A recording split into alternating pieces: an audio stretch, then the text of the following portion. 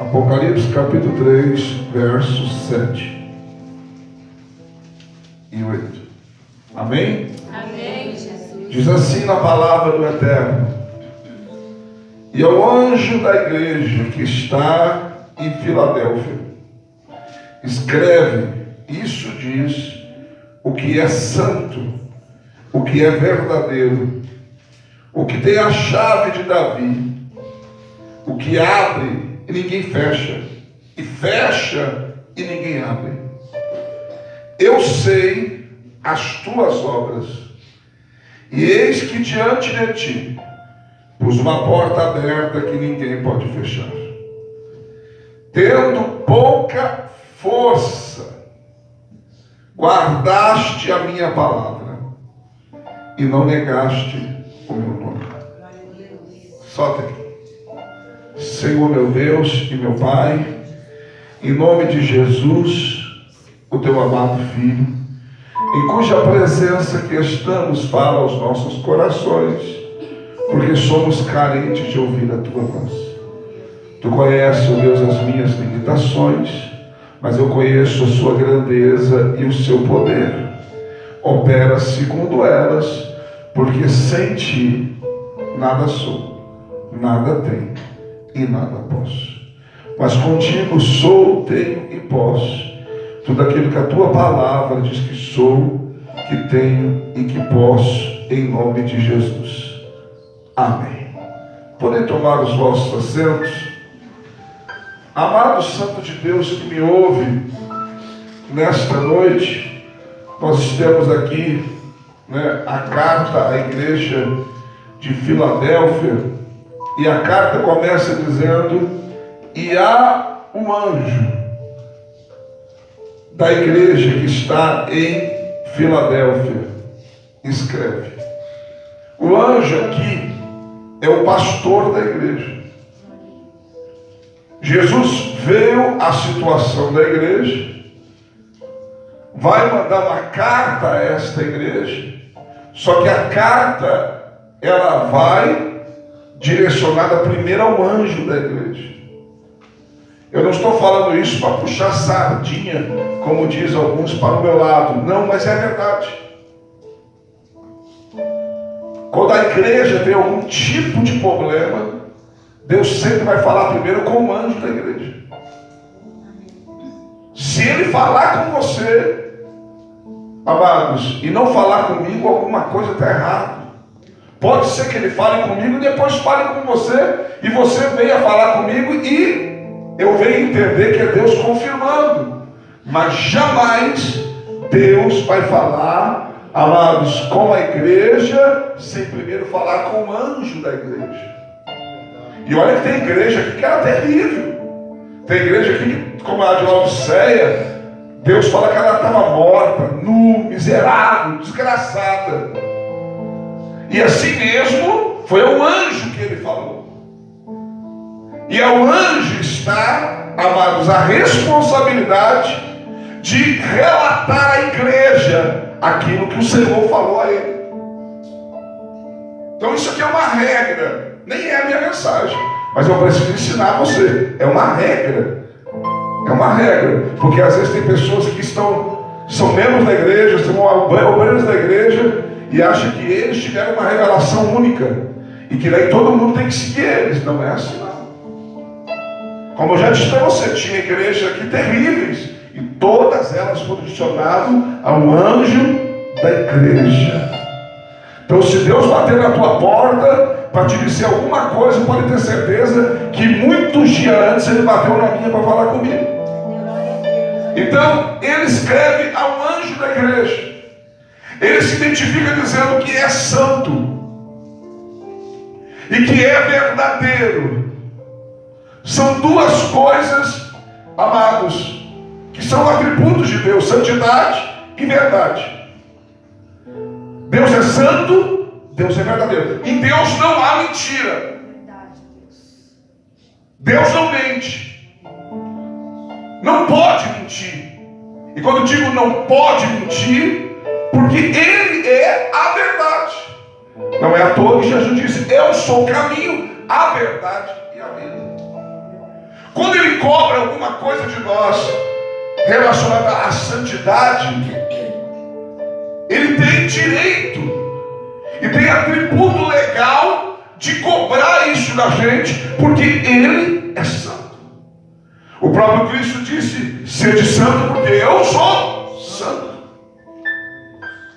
Então Ele tem esse direito. Então Ele está escrevendo aqui, está dizendo: olha, quem está escrevendo, quem mandou essa carta, é o santo, é o verdadeiro. E daí Ele diz: aquele que tem a chave de Davi, que abre e ninguém fecha, e o que fecha ninguém abre. Essa chave, irmãos, no sentido literal, é a chave do reino. Ele tem o poder de abrir o reino e de abrir a vida eterna para aquele que Ele quiser. E para quem Ele abrir o reino, ninguém pode fechar. E para quem Ele abrir a vida eterna, ninguém vai poder fechar. Então Ele se identifica a essa igreja e fala ao anjo dela. Agora eu vou entrar na mensagem. 4 coisas que o Senhor observou na igreja de Filadélfia. O tema da minha mensagem é 4 coisas que o Senhor está observando em sua igreja. Aqui na igreja de Filadélfia foram 4. Se você pegar outra igreja, pode ser que ele viu outra coisa. Aqui foi 4. Eu estou pregando sobre a igreja de Filadélfia. Amados, ele observa 4 coisas dessa igreja. Número 1, primeira coisa que ele observa: as obras dela. Verso 8: eu sei as tuas obras. Aleluia. Ou seja, eu conheço as tuas obras. O que é obras? Obras na teologia cristã é simplesmente, irmãos, são ações e feitos exteriores de uma pessoa, contrastando-se as qualidades interiores como graça e fé. Ou seja, não adianta você dizer algo de dentro que não está mostrando o lado de fora. Ou seja, as obras são algo que nós fizemos exteriormente, não é interiormente, mas que condiz com aquilo que nós temos dentro de nós. Ou seja, não adianta eu, por exemplo, falar sobre fé se o meu exterior não mostra nada de fé. Significa que o meu interior também não tem. Então, a primeira coisa que ele está observando, observou aqui, está observando na igreja, é as nossas obras. É aquilo que nós estamos fazendo, irmãos. Às vezes a gente pensa que Deus não está vendo, que Deus não está preocupado, que Deus não está nem aí, que o que é importante, amados, é congregar, é estar ligado a uma igreja, que o importante é simplesmente vir num culto de Santa Ceia, uma vez no mês tomar Santa Ceia, estou salvo.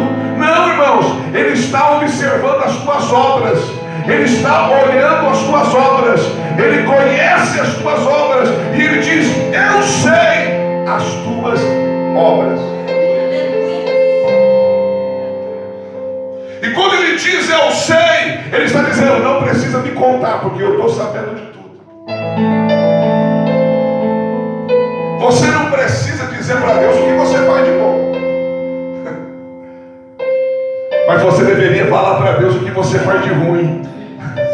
Eu vou repetir: você não precisa dizer para Deus as coisas boas que você faz, como se fosse lembrar Ele ou mostrar para Ele que você está fazendo alguma coisa de bom para receber alguma coisa. Não, você pode ficar tranquilo que Ele está vendo tudo. Você deveria falar para Ele das coisas ruins que você está fazendo. Por quê, pastor? As coisas ruins Ele não vê, não. É que você, quando fala das coisas ruins, você vai ser obrigado a reconhecer os seus erros e vai ser obrigado a pedir perdão por eles. Não adianta você chegar e para Deus dizer: ó Senhor, eu faço isso, faço aquilo, faço aquilo, faço aquilo, faço aquilo. Não, é mais fácil você dizer para Deus o que você não está fazendo. É isso que Ele quer ouvir de você, porque o que você faz Ele sabe. As coisas boas que você faz, Ele sabe. E Ele vai te recompensar. Eu vou repetir. E Ele vai te recompensar. A Bíblia diz em 1 Coríntios capítulo 3, versículo 12 e 13, que a obra de cada um dia será manifesta, e pelo fogo será provada. E a Bíblia diz que a obra que permanecer, que aquilo que eu fiz e permanecer, esta obra vai gerar para mim galardão. Eu vou receber galardão, vou receber recompensa pelas obras que eu fiz e permaneceram. Glória a Deus. Porque se não permanecer, não adianta. Às vezes você faz uma coisa boa, mas depois faz outra ruim. Tem pessoa que a mesma mão que ajuda, amados, é a mão que vai empurrar depois. Tem pessoa que a mesma boca que abençoa é a que vai amaldiçoar depois. A mesma boca que vai falar bem vai falar mal depois. Não adianta, irmãos. Não adianta.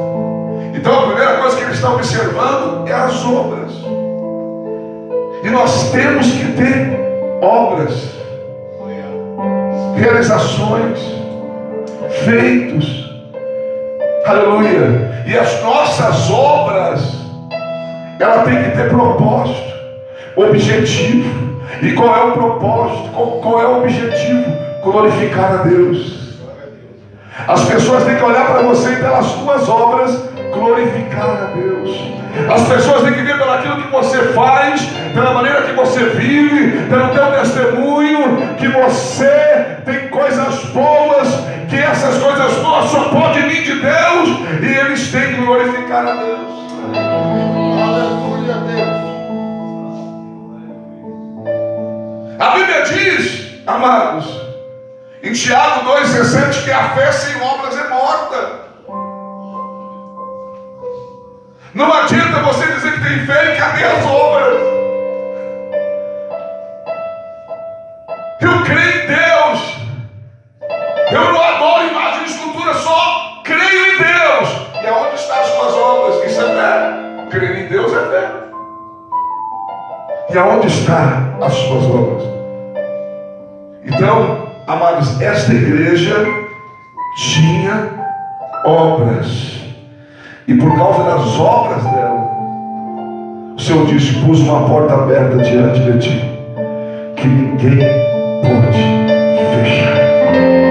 Aleluia. Sabe o que eu louvo a Deus, irmãos? É porque quando Deus diz que ninguém pode fechar, é porque tinha um monte de gente que queria fechar. Você não entendeu. Aleluia. Às vezes tem porta que Deus abre para a gente, irmãos, que as pessoas estão loucas que elas se fecham. Deus abre uma porta, por exemplo, de trabalho para você, e as pessoas estão loucas que elas se fecham, porque elas querem ver você lascado, elas querem ver você quebrado, elas querem ver você na ruína, elas querem ver você no pó, para ainda dizer bem feito para você. Mas ei, a porta que Deus abre para nós, irmãos, ninguém pode fechar. Os homens podem tentar, os homens podem querer, os homens podem maquinar, mas Deus abre e ninguém fecha.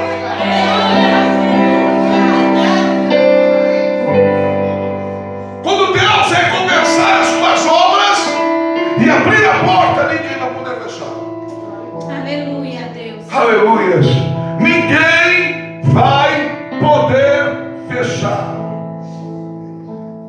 Então a primeira coisa que ele estava e está observando em sua igreja é as obras. Como que andam as tuas obras? Como que andam as tuas obras? O que você tem feito de bom? O que você tem feito por alguém? Porque quando você faz alguma coisa por alguém, é uma obra também, glorifica a Deus.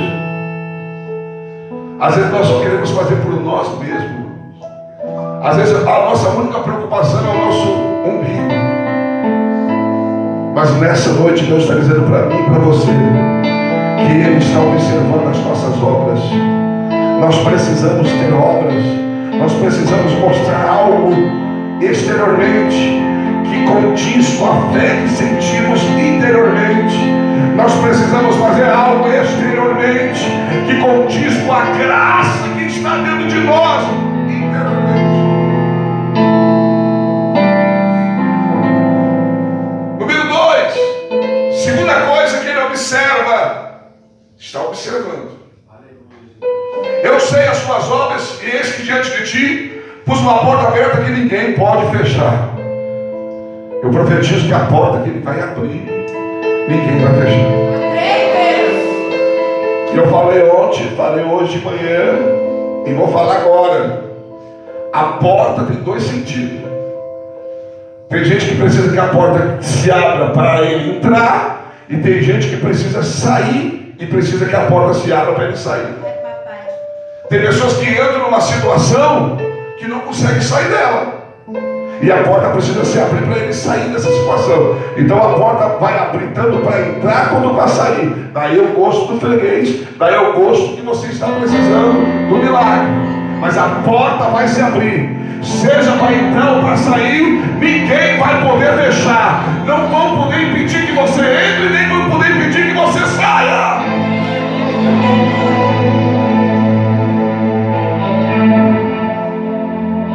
Que ninguém pode fechar. Verso 8. Porque tendo pouca força. A segunda coisa que Deus está observando em sua igreja é a sua força. E no caso aqui, Deus sabia que eles eram, não digo fracos, mas tinham pouca força. E com a pouca força que eles tinham, eles estavam lutando para sobreviver. Com a pouca força que eles tinham, eles estavam lutando para não morrer. Com a pouca força que eles tinham, eles continuavam indo na igreja. Com a pouca força que eles tinham, eles continuavam lendo a Bíblia. Com a pouca força que eles tinham, eles continuavam confiando em Deus. Deus conhece as nossas forças. Deus conhece os nossos limites. Por isso que na primeira epístola de Paulo aos Coríntios, capítulo 10, versículo de número 13, ele diz: não veio sobre vós tentação senão humana, mas fiel é Deus, que não vos deixará provar além das vossas forças, mas junto com a provação Ele vos dará um escape para que possais suportar. Deus sabe até onde você aguenta. Se você está passando por alguma situação na sua vida, se você está enfrentando algum problema na sua vida, meus parabéns. Deus sabe a tua capacidade e Ele não te deu uma luta maior do que você é capaz.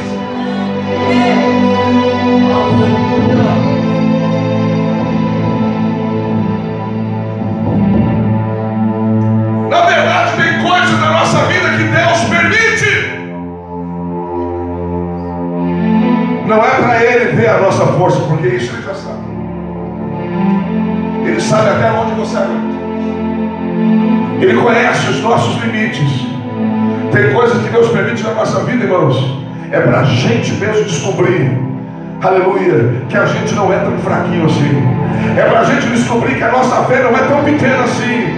É para a gente descobrir que nós não somos tão incapazes assim. É para nós descobrirmos o quanto nós suportamos.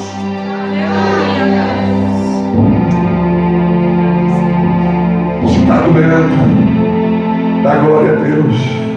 Porque você aguenta, Deus sabe que você aguenta. Pastor, eu não aguento mais, é mentira do diabo, você aguenta. Se Deus está permitindo, você aguenta. Pastor, eu não suporto mais, você suporta sim. Se Deus está permitindo, é porque você suporta. Mas eu creio que nessa noite, para aqueles que não suportam mais, para aqueles que estão no seu limite, eu creio nessa noite, em nome de Jesus, que Ele vai dar um escape para você, para que você possa vencer.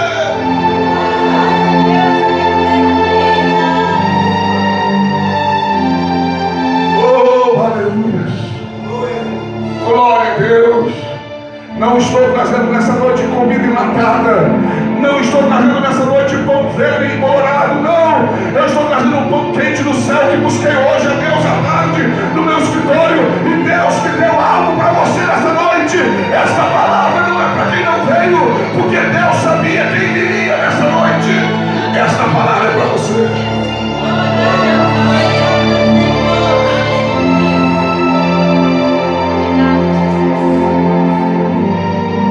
Deus não vai te dar algo maior que a tua capacidade. Deus não vai pedir para você algo maior do que as tuas forças. Em Juízes capítulo 6, versículo 12, Deus envia um anjo até o lagar, aonde Gideão estava malhando trigo. E ele diz: o Senhor é contigo, varão valente. Algumas traduções diz valoroso, mas na verdade no original é valente. E eu vou dizer uma coisa para você: nem Gideão sabia o quanto ele era valente. Porque se você ver a história, você vai ver várias vezes ele tendo dúvida, tendo medo. Mas Deus queria mostrar para ele que ele era valente. E Deus fez: você livrará Israel da mão dos midianitas. E quando ele começa a indagar a Deus aonde estavam as maravilhas que ele tinha feito e operado, Deus olha para ele, Juízes capítulo 6, versículo 14, e Deus diz para ele assim: ó, vai nessa tua força. Aleluias. Eu não sei se você está entendendo. Deus não está dizendo vai na força dos outros, não. Vai na tua força. Não vai na força do teu marido, não vai na força dos teus filhos, não vai na força da tua família, não vai na força de ninguém. Vai na tua força, porque é com a tua força que você vai fazer, é com a tua força que você vai conseguir. Vai nessa tua força. Eu conheço a tua força. Paulo relata uma experiência linda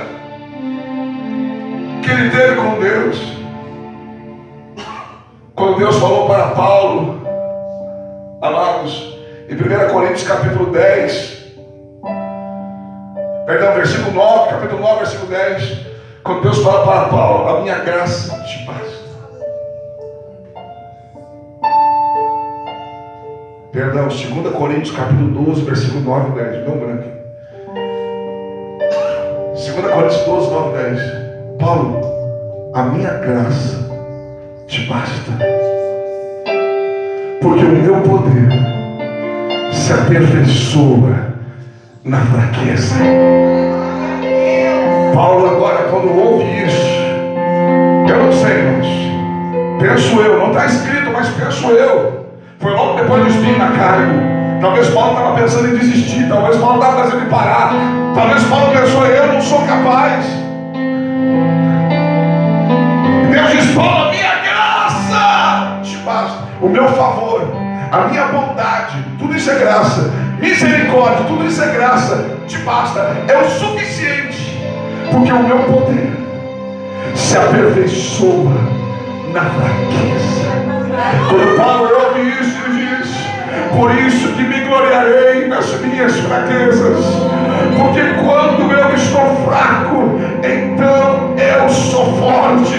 Por isso me gloriarei nas minhas fraquezas, para que em mim se aperfeiçoe o poder de Deus. Oh,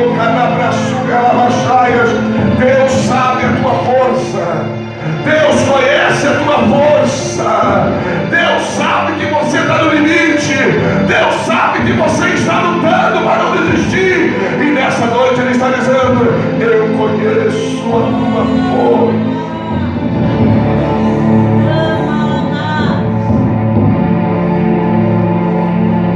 Oh, aleluia. Mas eu louvo a Deus, irmãos, que mesmo com pouca força,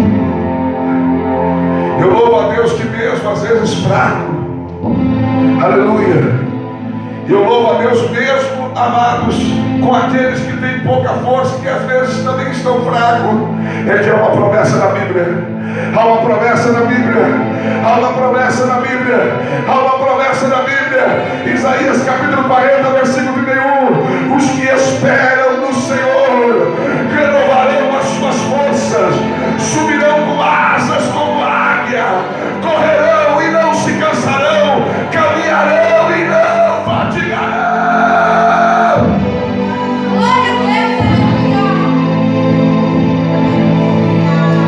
Por isso que Paulo, mais tarde, ele escreve aos Filipenses, no capítulo 4, versículo 13, ele diz: posso todas as coisas naquele que me fortalece.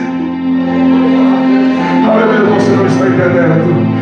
Você pode em Deus vencer todas as coisas, porque Ele fortalece a tua fraqueza, porque Ele te dá força quando você não tem. Nessa noite, em nome de Jesus Cristo, levante a mão para o céu no ato de gratidão a Deus. Levante a mão para o céu nessa noite no ato de dependência a Ele e diga: a Deus, eu preciso de força.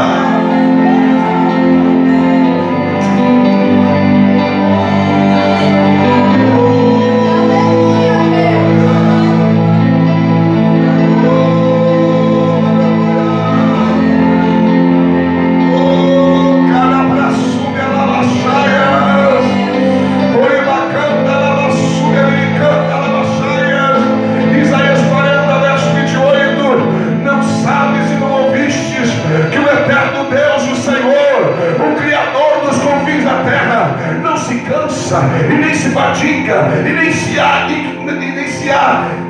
entendimento como esquadrinhar o seu entendimento. Ele dá força ao cansado e multiplica as forças daquele que não tem nenhum vigor.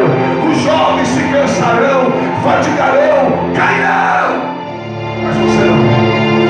Mas você não. Mas você hoje não. Mas você hoje não.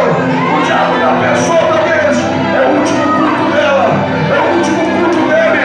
Ei, ainda não, ainda não, ainda não.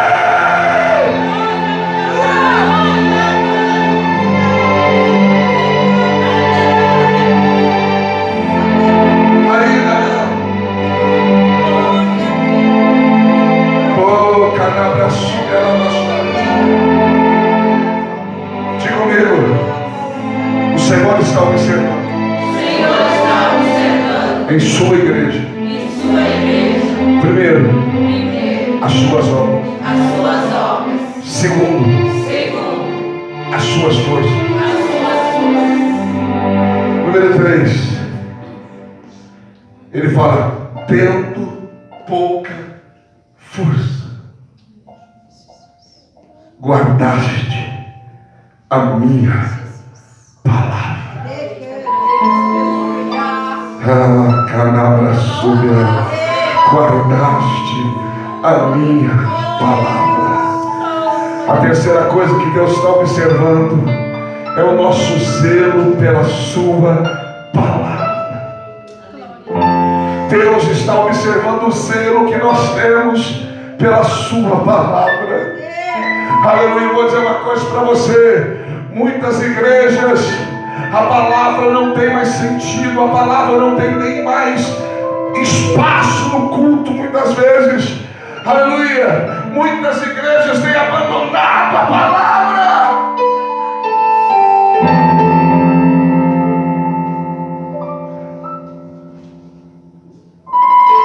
E eu vou dizer uma coisa para você: eu desconheço e não reconheço. Eu desconheço e não reconheço um avivamento que não esteja fundamentado na palavra e em oração. Não ora, não busca a palavra. A igreja não é de oração, não é de palavra, e tem muito mover, não é do Espírito.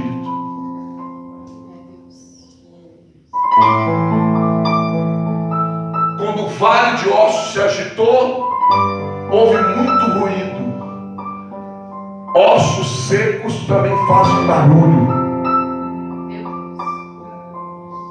O avivamento só pode vir pela palavra e pela oração. E nós estamos vivendo, irmãos, no maior tempo de apostasia da palavra. Eu tenho postado vídeos aí, e não é porque eu acho engraçado, até é engraçado algumas coisas. Você ri e depois chora de tristeza. O que está acontecendo nas igrejas. Isto, a Bíblia diz que nos últimos dias muitos apostariam da fé, dando ouvido à doutrina de demônios. Estão abandonando a palavra. E eu digo para você que antes do arrebatamento da igreja, embora que esteja tão perto, vai se fazer necessária uma reforma na igreja. E essa reforma é pela palavra. Nós somos frutos de uma reforma, a qual um homem chamado Martinho Lutero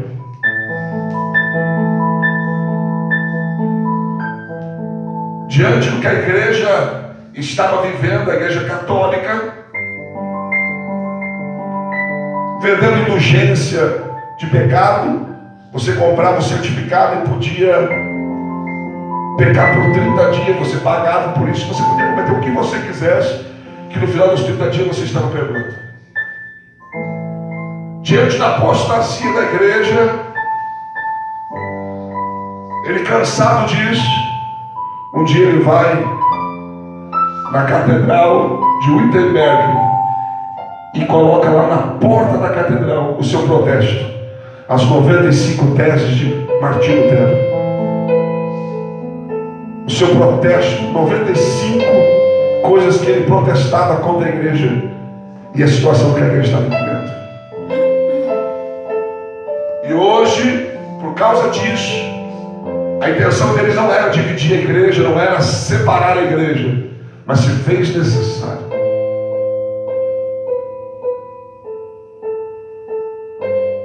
Ele traduz a Bíblia do latim para o alemão, porque só existia a Bíblia no latim na época.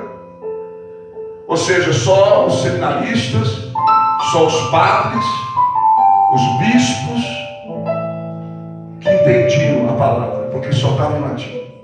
Ele traduz para o alemão, para que as pessoas não fossem mais enganadas, mas pudessem ler a palavra.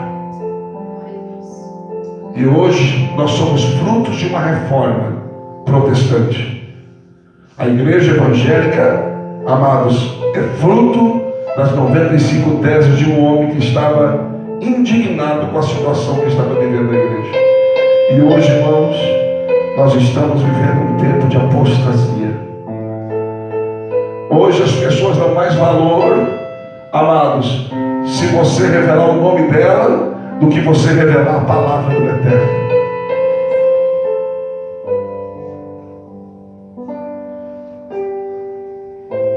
Se eu disser que vou trazer alguém aqui que revela pelo nome, pela identidade, o número da identidade, a igreja lota. Lota. Vai aparecer gente aqui até, irmãos, que nós nem sabíamos que existia por causa disso. Mas se eu disser que eu vou trazer um homem aqui, conhecedor da palavra, se eu disser que eu vou trazer aqui um profeta que vai pregar a palavra, talvez até alguns dos nossos não apareçam. Porque as pessoas estão dando valor às coisas. Mas eu vou dizer para você, eu já até me iludi com esse negócio aí de revelação de números e coisas. Mas, se você olhar para a Bíblia Sagrada, isso não passa de adivinhação. E adivinhação não é um fruto e nem um dom do Espírito, mas dos demônios.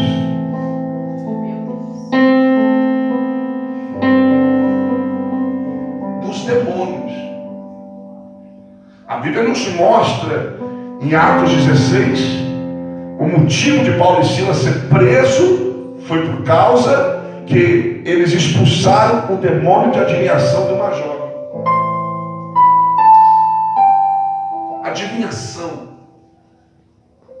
E tem uns que nem é o demônio, são charlatão mesmo. Esses dias eu estava conversando com um amigo meu, e lá na cidade dele foi descoberto lá, um pastor estava revelando lá nome, número disso, número daquilo. Ele conseguiu um acesso restrito que só a polícia, os inspetores da Polícia Civil tem um aplicativo que quando coloca o nome da pessoa dá o histórico da pessoa todinho, nome de pai, nome de mãe. E esse cara, não sei como ele conseguiu isso, e através disso ele colocava lá, tinha tudo da pessoa e começava a dizer no culto. Já foi pego, já foi descoberto de pregadores que antes de chegar na igreja entram na rede social dos membros da igreja para pegar dados para revelar no culto. Mas tanto um quanto o outro não há necessidade.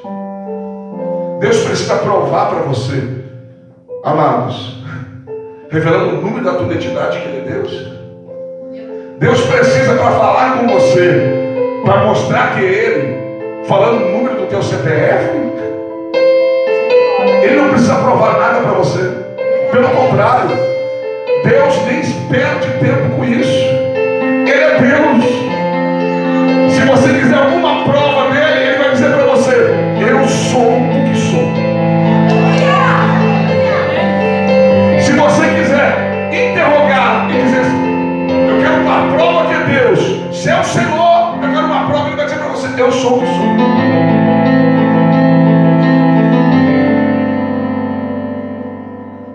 Isso é só para dar igual para os pregadores. E vou repetir: não existe na Bíblia isso. Não está entre os 9 dons espirituais na Bíblia isso. Isso é adivinhação. Ou a pessoa é um charlatão. Das duas, mas as pessoas estão correndo atrás dessas pessoas. Esse dia eu estava vendo um vídeo, falei para o pastor, o camarada que revela pelo nome, ele chamou alguém na frente, e ele pega e diz: veja o nome, Mateus. Conhece o nome? Porque eles são assim. Às vezes não é o nome da pessoa, mas o nome que é de alguém que você conhece. E a pessoa diz: não conheço ninguém, Mateus. Aí então é para você abrir Mateus capítulo 7, versículo 7. Está entendendo? E uma multidão, irmãos, uma multidão. O que o Senhor quer falar com isso? As pessoas não estão mais guardando a palavra, irmãos. Deus está vendo o zelo que nós temos pela sua palavra. O salmista diz, amados, no Salmo 119, versículo 11: guardei a tua palavra no meu coração para não pecar contra ti. Levíticos capítulo 22, versículo 31, a Bíblia diz que nós devemos guardar a palavra e a cumprir. É uma ordem de Deus isso. E a Bíblia diz que a igreja de Filadélfia, ela guardava a palavra. E Deus está observando. Então quando você não vai fazer alguma coisa, deixe de fazer alguma coisa por causa da palavra, Deus está vendo. Guardou a minha palavra. Às vezes, irmãos, nós vamos ser hipócritas. A gente tem até vontade de fazer, mas não vai. Eu gostaria de ir, mas não vai por causa da palavra. E Deus está vendo, está observando. Deixa eu pular aqui que eu tenho muita coisa para fazer aqui. Número 4. Quarta coisa que Deus está observando. Quarta coisa. Verso 8. Guardaste a minha palavra. Diga comigo: guardaste a minha palavra. Guardaste a minha palavra. Escute o que eu tenho para você. Você não guarda aquilo que você não tem, acha que não tem valor. Até aqueles que são acumuladores se guardam alguma coisa porque acham que vai servir. Alguma coisa. Mas se você achar que não vai servir, você joga fora. Então quem guarda é porque acha que vai servir para alguma coisa. Vê valor naquilo que está guardando. E não negaste o meu nome. A quarta coisa que Deus está observando em sua igreja, amados, é a nossa fidelidade para com Ele. Não nega a Deus. A Bíblia diz em Mateus 10:33, porque qualquer que me negar diante dos homens, eu também negarei diante do meu Pai que está no céu. Às vezes nós negamos a Deus. Você pode negar a Deus em palavras, como também em atitudes. Quando você faz alguma coisa que alguém vai dizer para você, olha, crentinho aí, ó, você não vai na igreja? Você já negou a Deus com as suas atitudes. Quando alguém interroga a respeito da sua fé, e você tosqueneja, e você engasga para dizer, você está negando. Você não pode negar a sua fé, sua crença. Você não pode negar o seu Deus. Você não pode estar diante de alguém que está diante de uma imagem de escultura. Você não precisa pregar para ela, desafiar ela. Mas se ela te cutucar, por exemplo, e dizer para você, tudo é Deus da mesma forma, não, você não pode. Daí o diabo está desafiando você. Daí o diabo está querendo comparar o teu Deus com aquela imagem, não. Às vezes nós não queremos ofender os homens e ofendemos a Deus. Às vezes não queremos, amados, decepcionar as pessoas e decepcionamos a Deus. Às vezes não queremos atritos, contenda com pessoas por causa da nossa fé e temos com Deus por causa disso. Pedro negou Jesus por 3 vezes, por medo. Medo de acontecer a mesma coisa que Jesus, medo de ser preso. Tem gente que nega por medo de perder a amizade. Tem gente que é agente secreto, ele trabalha, ele estuda, a família, ninguém sabe que ele é crente, ninguém sabe que ele é crente. E quando alguém ainda descobre, você é crente, virou crente, não, eu não estou crente, eu estou indo na igreja. Você está cantando na igreja, Adriana? Você virou crente? Não, eu vou para ele, dá uma oportunidade. Entendeu? Não, irmãos, não negue a sua fé, porque Deus está observando. E a Bíblia diz, em 2 Timóteo, vai encerrar, porque a hora, eu pregava mais uma meia hora.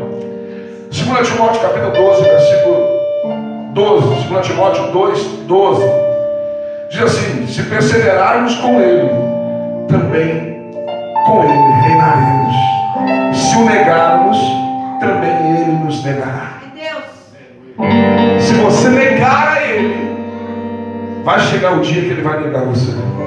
E daí é aquela história, irmãos, que eu não tenho tempo para explicar muito, mas você conhece. No teu nome preguei, no teu nome expulsei demônio, no teu nome. E ele vai olhar assim, ó, nem te conheço. Nem te conheço. Aleluia. Agora aqueles que não negaram o nome dele, aqueles que não negarem a ele, aleluia, chegarão um dia diante do seu Pai. E o próprio Filho vai testificar para o Pai: este é meu, este nos segue, este não nos negou.